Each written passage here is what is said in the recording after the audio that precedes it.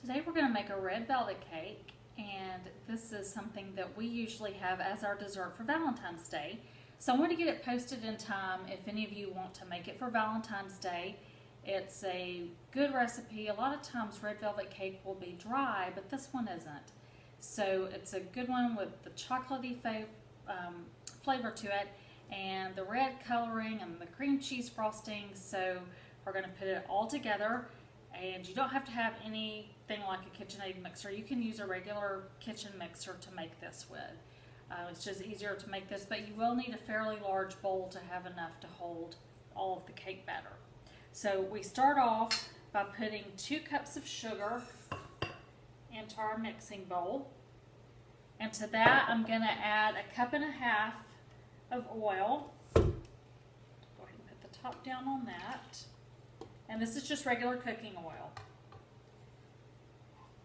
And then we will add our eggs one at a time. So I'm going to go ahead and turn the mixer on and then add the eggs one at a time. The reason you want to do that is because eggs have a lot of water in them and they don't mix well with the oil. Or if you have something that has butter in it and you're adding eggs to it, you want to add them one at a time because it's easier for those to incorporate instead of trying to add them all at once. So I'm going to turn it on, get that started. And with eggs, you can easily just pour out one at a time.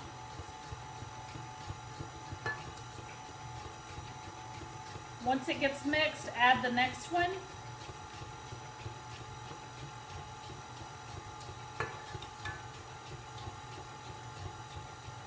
It is easier to do it with this mixer because you can kind of do it hands-free without having to hold a mixer in your hand.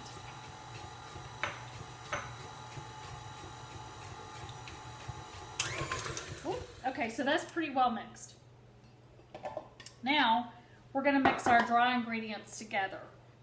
So what we'll do is we'll put them through the sifter into another larger bowl so that we can put them all together. And what I've got here is 1 teaspoon of salt, 1 teaspoon of baking powder, 1 cup of self-rising flour, and if all of it doesn't make it into your sifter, that's okay. It's not a huge deal. Go ahead and sift that.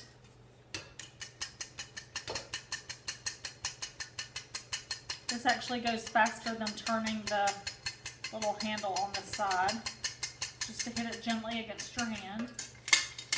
Break up the clumps. And then 1.5 cups of plain all-purpose flour.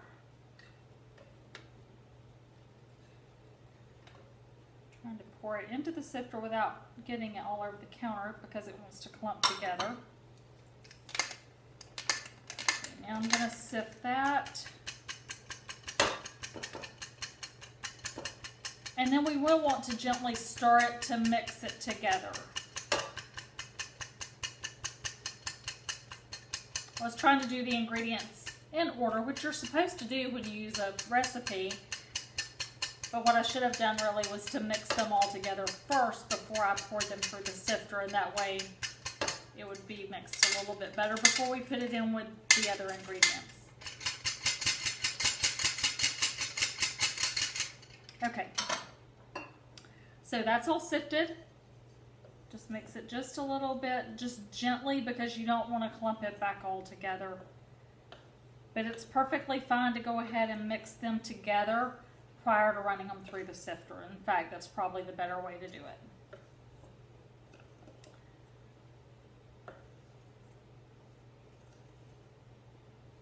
Okay, and we're going to add this to our other mixture.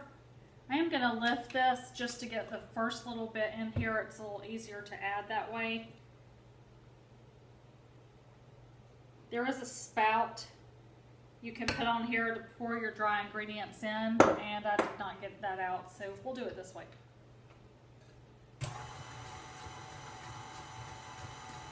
And you can start out mixing it on low, and then as you need to increase the speed, just increase it. Once your batter starts to thicken, you'll want to increase the speed.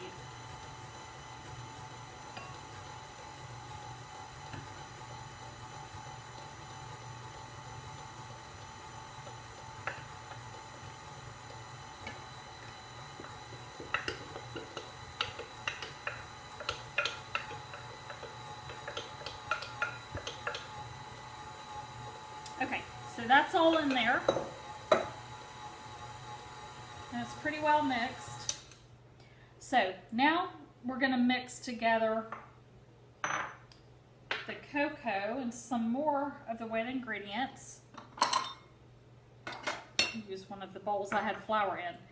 So what I do is I've got a tablespoon of cocoa. It's just regular cocoa powder. A teaspoon of white vinegar.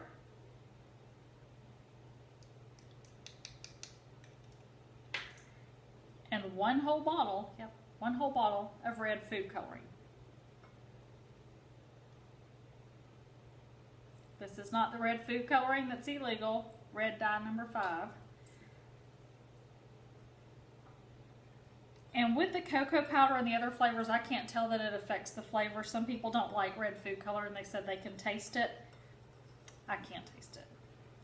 So I'm going to whisk that together just to get that. It's hard to get cocoa mixed into things.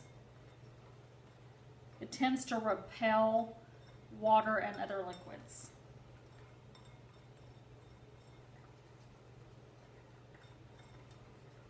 Okay, so I've got this mixed in just a little bit.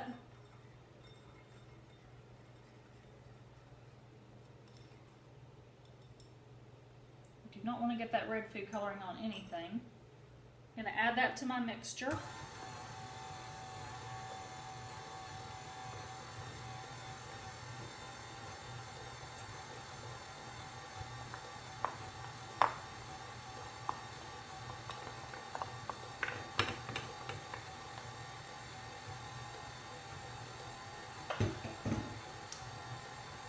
And now we're going to add the remaining ingredients. So I have a cup of buttermilk.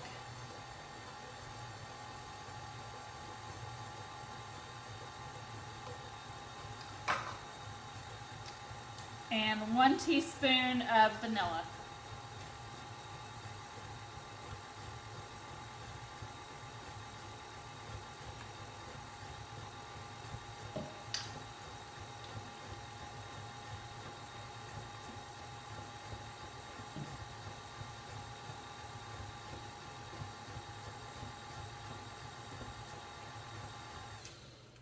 Okay, so that's mixed really well.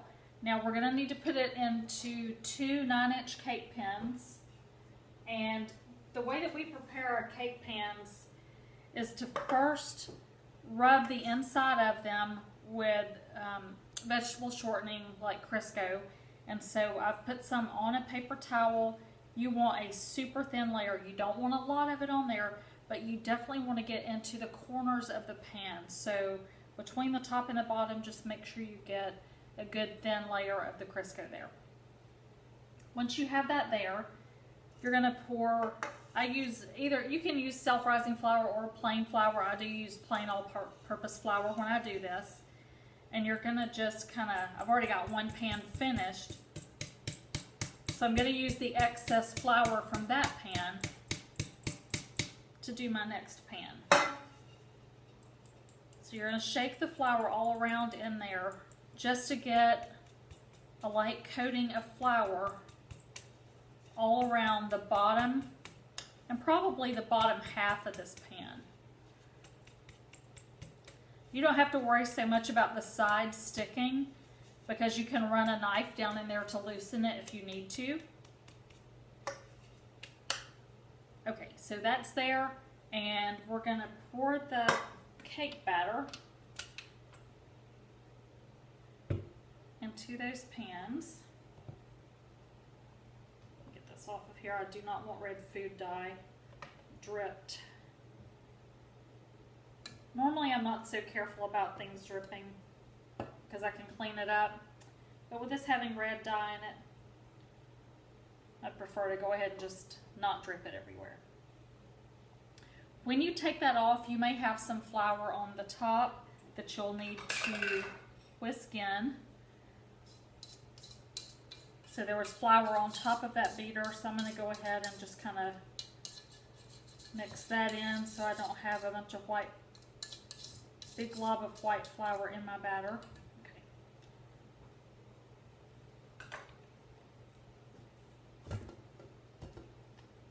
I need to dump the excess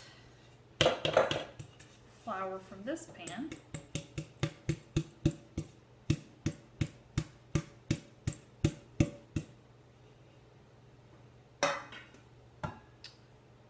Having something to scrape with would be great, but I don't have that with me right now.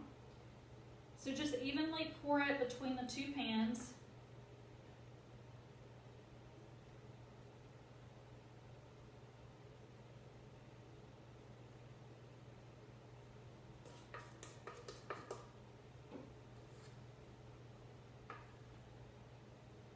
Okay, and now we're going to put those in the oven at 350 and cook it for 30 minutes. And then we'll check it and make sure it's done. The way you check it is you stick a toothpick in, and whenever in the center, and whenever that toothpick comes out clean, that's how you know when your cake's done. If it comes out with a lot of crumbs or still some batter on it, it needs to bake longer. So that's a really good test to see if your cake is done in the middle. So we'll cook it for 30 minutes, and then we'll come back and check it, see if it's done. Then we'll assemble the cake and make the frosting. Our red velvet cake is out of the oven, and let it cool completely. Once it does, I take it out, flip it out. I'll let it cool in the pan. Then I go around the edge with a knife just to loosen it, just in case. Flip it out, and I'll level it, because where your cake has risen, it's going to leave it kind of either crooked, what we in the South call whomper-jawed, or it'll be, whenever you put your two layers together, it'll kind of look like it's bowed up, depending on which way you have your layer laying on your cake plate. So I do go ahead and take a bread knife that's probably about that long and just cut across the top of it just to level both layers of the cake. I turn them down so that the cut side is down, because trying to ice that is just going to pull up all those crumbs. So I do flip it over so that the flat side that was in the bottom of the pan is the side that's up. Now, to make the icing, we're going to take 1 stick of butter that has sat at room temperature and softened, and 8 ounces of cream cheese. And I'm going to cream those together. I'll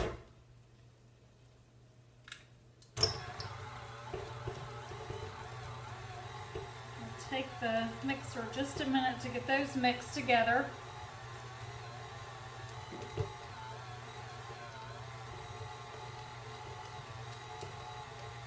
And then I'm going to start adding the powdered sugar. And the powdered sugar, we have 8 ounces of powdered sugar. When you're measuring things and it says 8 ounces of a liquid measurement is different than 8 ounces of a solid measurement. So they're not going to be the same. You'll have a measuring cup and it'll say 1 cup is 8 ounces. That is for liquid measurements. When it says 8 ounces and you're measuring pasta, or you're measuring powdered sugar, or anything else that it's going to give you a measurement in ounces, it's going to be a weight measurement. And on your package, it will say whether it's fluid ounces or weight is how it's measured. So I don't have a package sitting here that you can look at, but it will say, actually, on the cream cheese it might. No, it doesn't. Not on the outer package. So it will say like FL.OZ for fluid ounces if it's a liquid measurement that you would pour into something and measure up to 8 ounces. Or if it's weight measurement, it will tell you that it is a weight measurement and that it's 8 ounces or 4 ounces or however much it is, and you can weigh it out. 8 ounces is just half of a regular box of powdered sugar. So it'll either say confectioner's sugar or usually 10x sugar. What that means is it has been sifted 10 times. That's why it's a 10x sugar. So you don't have to sift 10x sugar because it's already been sifted 10 times. So we're going to slowly add that to this cream cheese mixture. I'm just going to add a little at a time and then turn it back on. Probably add about half of it. And it's probably going to throw out some of the powdered sugar on us.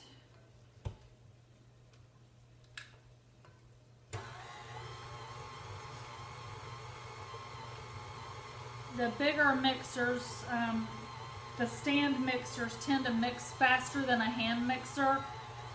So just be aware of that when you're putting things in there. It will easily just slosh it out all over the place.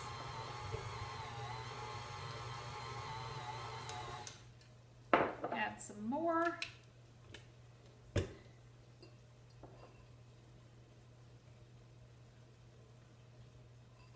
Just go ahead and add the rest of this. A cream cheese icing is my favorite. That's what's on the red velvet cake, Italian cream cake. Seems like there's one other cake, that carrot cake has a cream cheese icing.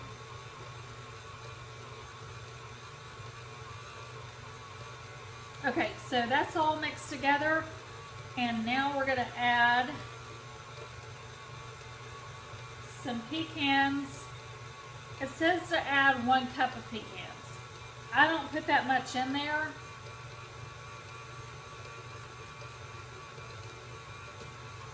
I just add it until it looks like I have enough, and that could be a half cup.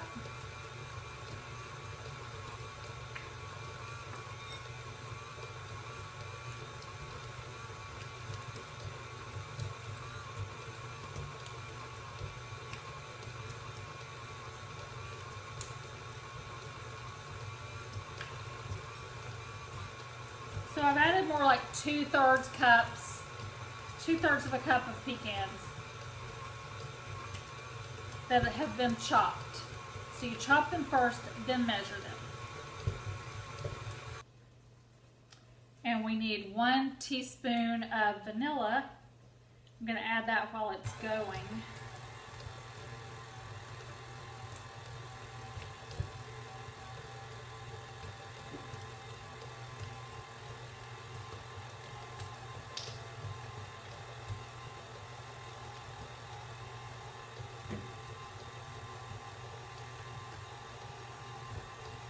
Okay, so that's all mixed in and ready to go on the cake. I'm going to scrape this off because we will need every bit of this.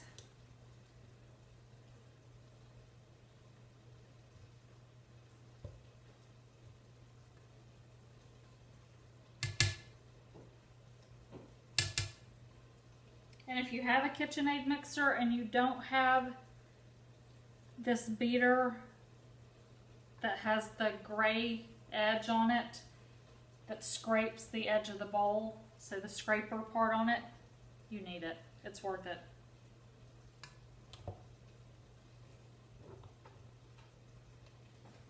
Otherwise you have to stop and scrape your bowl down and then start mixing again. Okay, so I'm going to put just a little bit on here to go between the layers, not a lot. I have all this nice cake decorating stuff, and when I got ready to do this, I couldn't find it, so I'm guessing it is at one daughter's house. Because we both like to decorate cakes. So we share the stuff, and I'm thinking I told her to take it home with her. And I did not remember that. And you don't need a lot of icing between the layers. I would rather have more on the outside than between the layers.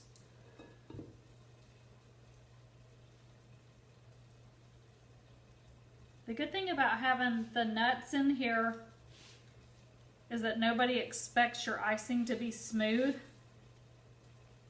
So it makes it a whole lot easier and less stressful to ice this cake.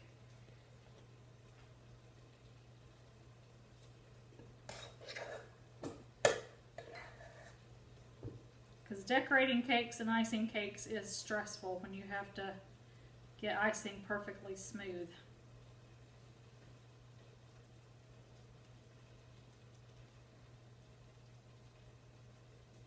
I don't know that I've ever actually been able to achieve that. But it's cake, so nobody complains. Okay, so I've got that first bit between those, that goes between the two layers. And now I'm going to take my second layer and put it on top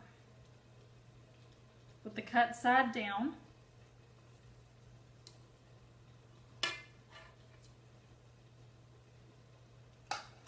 It's probably going to be easier to just go ahead and scrape this out on the cake and then work with it.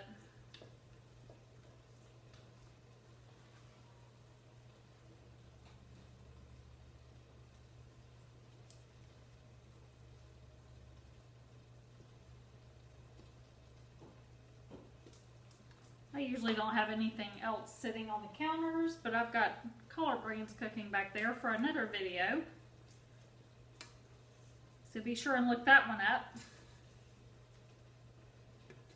And I think there's meatloaf back there too. This has been a busy video day.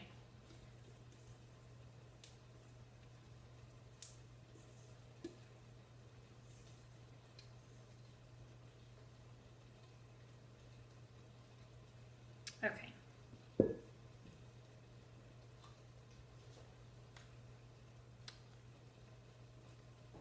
This does not make a lot of icing, so you have to make sure to spread it kind of thin.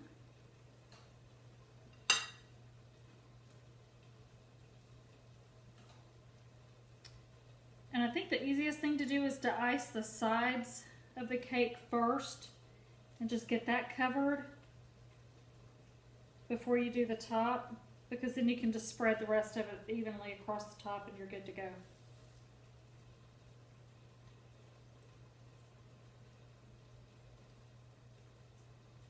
And when you cut the top off of your cake to level it out, don't throw away that top.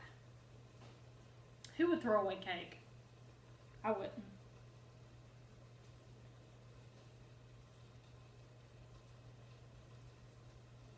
I know whenever I was decorating a lot of cakes, like sheet cakes, birthday cakes, those kind of things, anytime I would level a cake,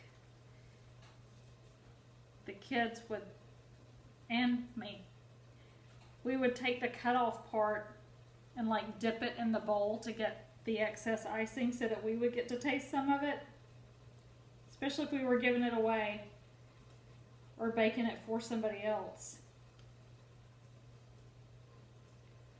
Okay.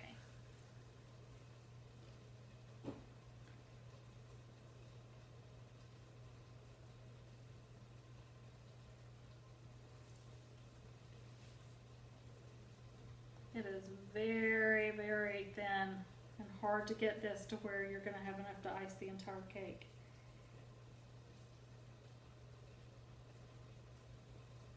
And it's okay if it ends up with some bald spots on it, some little bitty, we can go back and touch those up as we go around.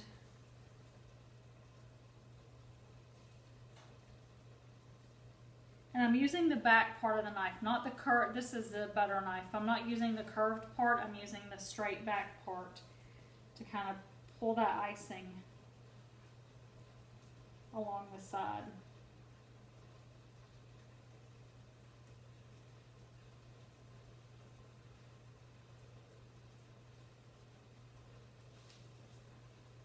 This seems to go faster when you're not videoing.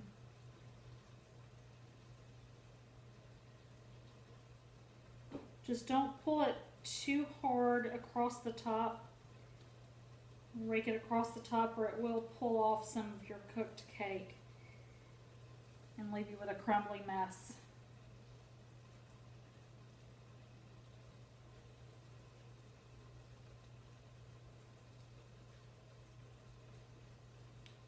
Okay, so that's all of the side. I'm just going to straighten out the top a little bit.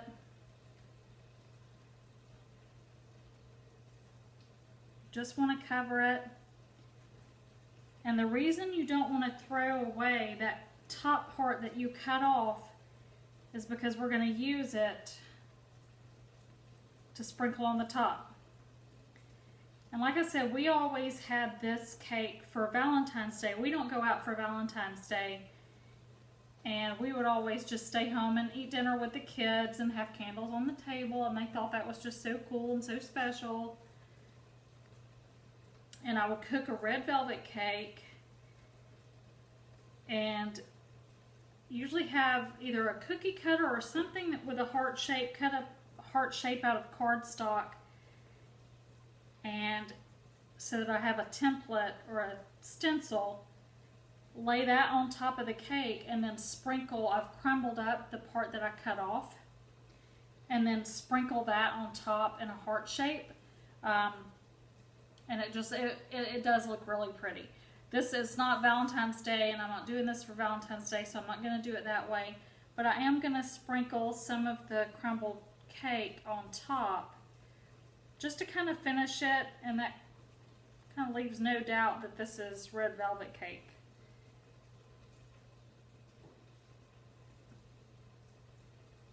Maybe just a tad more. Less is more, so don't try and get too much on there.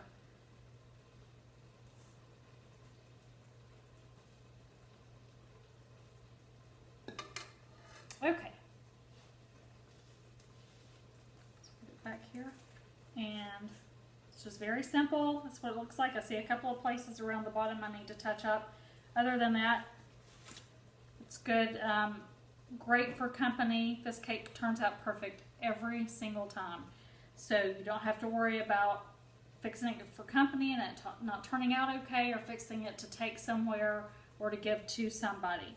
So it turns out really pretty. It's just as red and beautiful. You can see from the crumbs here just how red it is. It is a really pretty cake, especially when it's cut, and it's delicious. So I hope you try it because it's easy and it's delicious.